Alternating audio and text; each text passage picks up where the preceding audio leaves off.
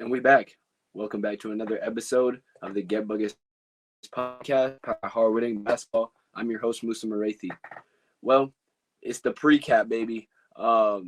Region is almost over, and it's been about a week since I've covered the regions, and a lot has changed. A lot has changed.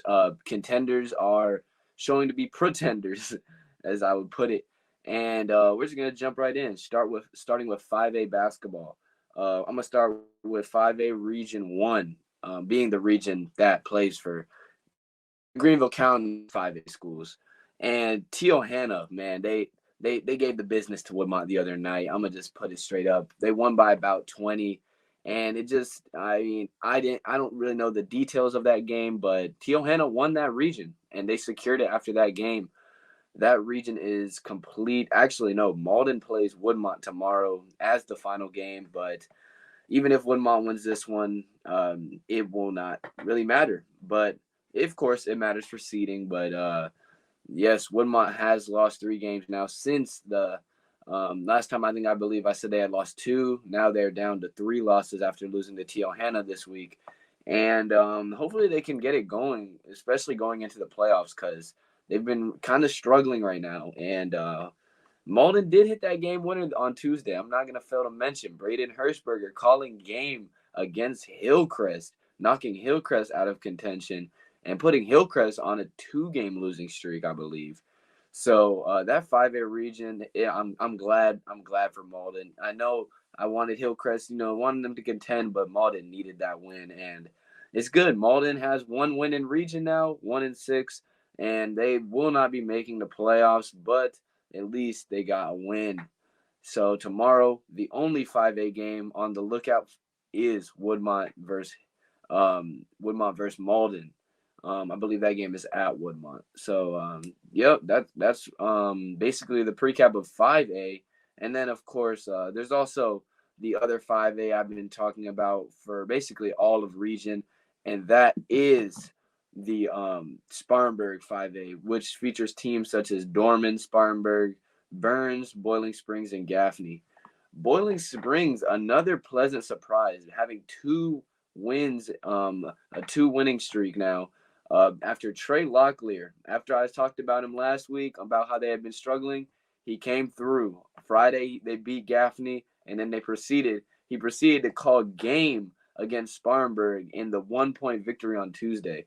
So tomorrow, I'm not sure who they play. I have to check. Boiling Springs actually tomorrow. I believe it's a non-region game, and they are playing. I did just see this. They play Teohana. So they played them a couple weeks ago and actually surprised the county and won. So that they've been playing well. They've been playing better, and they are going into the playoffs as the 4th seed, and they could surprise a few teams. Honestly, I mean they have. I saw Landon Sprouse caught a dunk the other day, and I mean they could definitely surprise a few teams.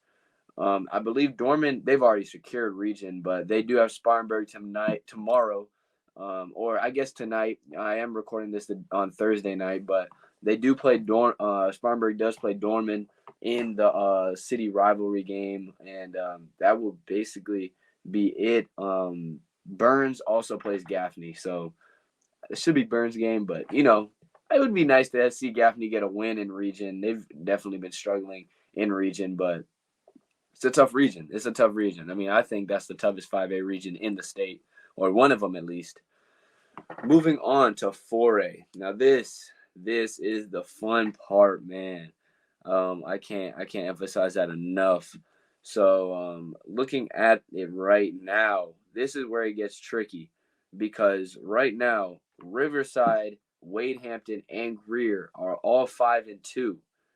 And tomorrow Riverside and Greer play each other. So whoever wins that game will obviously will be 6-2, and the loser will be 5-3. So whoever loses that game will not be winning region. But the tricky thing is, if Greer beats Riverside tomorrow, then I'm wondering if they'll do point differential for the difference between them and Wade, because Wade did lose to Greer the first time by about 20, but then Wade came back and won by about 10. So I don't know if they're doing point differential or if they'll have to play another game. Wade Hampton does play Eastside tomorrow as well, which is a sleeper. That game had a crazy ending, and I covered that a few weeks ago. And that's another game, man. I mean, Eastside will be finishing as the 4th seed regardless, but I talked to one of my guys, and even he said, Eastside, that's a scary 4th seed in 4A basketball. I mean, they have weapons, and even though they are the 4th seed, they're that's a scary 4th, man. They did beat Lawrence on Tuesday, so they are growing momentum. And Wade right now is actually on a not 2-game losing streak. They beat Lawrence, and then shout out to Luke Workman. Actually played with him back in 7th grade when he was in 8th grade, and him calling game the other night as a senior, as what I would consider a role player for the Riverside Warriors. Him calling game against Wade Hampton was huge, because if Wade would have won that game, that would have put Wade as the recent champions. I believe, or I guess Greer would have still only had 2 losses. But I mean, that would have made it a lot more difficult and put a lot of pressure on Riverside and Greer going into this game. So it's y'all need to go. I will be in attendance at the Greer versus Riverside game for anyone that is going there. But that's basically 4A for you right there, except for the other region, of course, Greenville High School, the one team in that region that, whoa, I did not notice this until now. That Greenville Berea game was not a good game. Greenville won 72-29. 29 as a team is, dang, that's not a lot of points. I believe Greenville ended up winning their region, but at the same time, them and Westside both finished with the same record, and that's crazy. Greenville actually is 23-2 on their season. Westside is 23-2 on their season. So both of these teams are going to be scary to see in the playoffs. Besides them, it looks like Berea and Greenwood will be making the playoffs as well as the 3rd and 4th seed, going in as, kind of an underdog. But like I've said, Berea, they battle no matter what. Obviously tonight it seemed a little bit lopsided, but Greenville's a very strong team, and they've shown that all throughout this regular season. Except for, I didn't even talk about, since I didn't talk about the games on Friday. Westside beating Greenville by 20 at Westside. That's where it gets confusing. See, Greenville beat Westside by 22 the first time they played at Greenville, but then Westside proceeded to beat them by 20. So once again, if they go by point differential, Greenville does win region in that circumstance. But if they do have the same record, and it was very close, so I'm not sure how they'll do that, but they're both playing really well right now. I'm not sure. Let me check if Westside played tonight. They won by 25. They won by 25 to Pickens. So, Westside always does allow a few more points than Greenville. I believe, like, Pickens the other day against Greenville scored 23. So Greenville is always going to have a lead defense, but no matter what, Westside is putting up their points, and that's good to see, especially going into playoffs. And right now, Westside is actually on a nice 6-game win streak going into playoffs, and that concludes 4A really for that whole region. Berea finishing off 5-5 in the Greenville County area in region, putting them at the 3rd seed though. So I hope to see them as a pleasant surprise in 4A. It's going to be tough though, of course. Moving on to 3A. I'm actually going to do a whole separate video for TR. So TR people, just wait. It's also going to come out, but that's probably going to come out Saturday. But them just calling that, they had a dominant performance, 10-0 in region, just asserting their dominance. And I believe their whole region is complete, because they all seem to have finished. Yeah, they're all finished. So there will be no games going on tomorrow for this region. Carolina finished as the 2nd seed. And what I said at the beginning of the season, they had gone on a 9-game losing streak at one point, and they were able to come and finish as the 2nd seed and actually put Broome away quite early. Put Broome away and got a shout out Mike Garrett last Friday for having, I believe, 12 rebounds and 7 assists, or 14 rebounds, something, a very nice box score by him. But yeah, Travelers Rest asserting dominance, and I'm not even gonna get too deep in that because they deserve their own video. Going 8-0 in region, I believe that's the only team that went undefeated in region besides Christchurch, which I'll be getting to.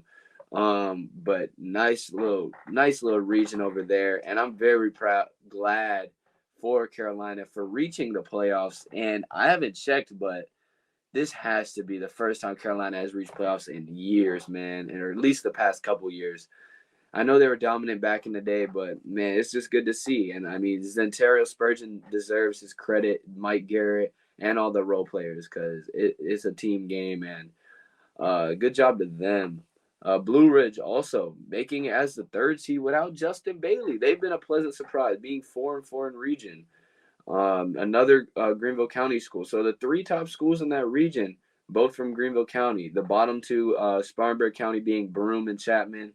You know, Brady Poole at Broome, always a threat to score. And they go in as the 4th seed. And I'm actually surprised. I don't know who Chapman ended up beating. They ended up being 1-7. So let me check real quick because it shows. So they beat Broome by 2 on Tuesday. I didn't even notice that because before that they had lost like 17 games straight. I believe Chapman did. So that's good to see. They finished their season off with a win. That is their last game, but they finished off the season with a win. But that's basically on 3A. There also is the other 3A, the very fun 3A that I've been talking about, which Ren did call a game in that region the other night. They're 9-1.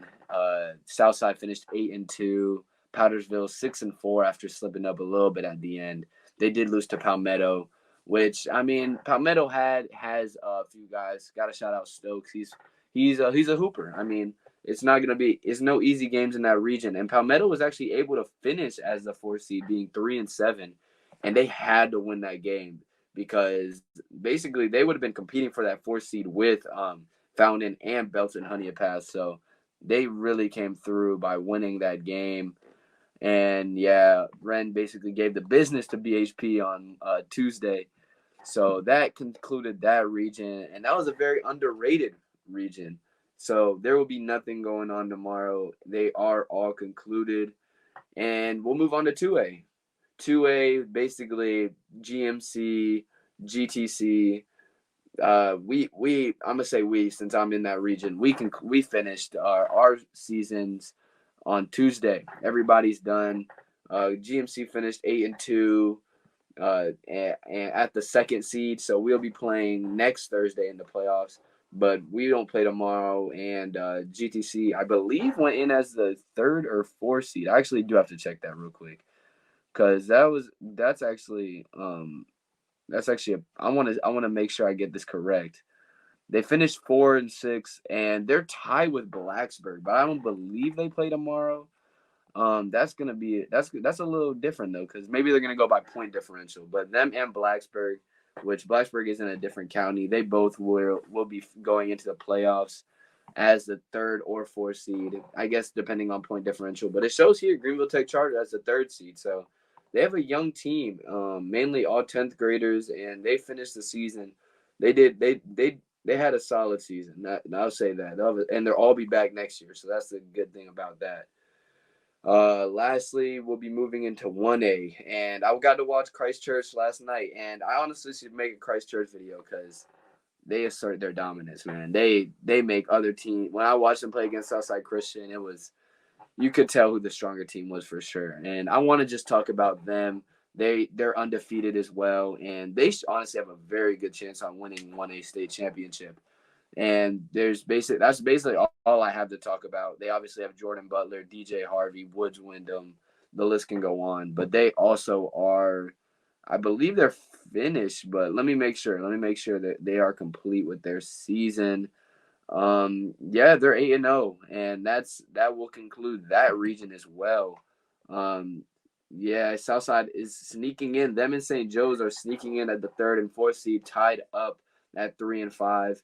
So I don't believe I don't really know who will technically go in as the 3rd or 4th, but either way, they're both in the playoffs. Brazier didn't have a very strong success rate in the region after being 9-2 going into region. They finished 0-8 in region, but Christchurch and High Point at the top of that region. And then Skeeza, I'm gonna just cover it since I've been covering them all season.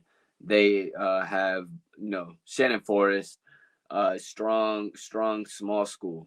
They're right now they're 7-0, so they might actually be playing tomorrow. I believe they would be playing tomorrow because there's no teams that finish. Yes, they play Spartanburg Christian Academy, and right now Spartanburg Christian Academy is the 4th seed, so this should pretty much be a win. They all seem like they have one more game left, except for Greenwood Christian. Greenwood Christian seems like they've played all their games, so. Yep, the other two teams still have to play their games, but that will basically conclude this episode. Go watch 4A basketball. Go enjoy basketball. Go watch 5A basketball. Go enjoy 5A basketball because those are some fun games, man. And it couldn't be more of a pleasant surprise seeing 3-game winners in the same night. Shout out to Braden, Trey, and Luke Workman on their success on Tuesday. And with all that being said, I'll see you on the next one. Peace.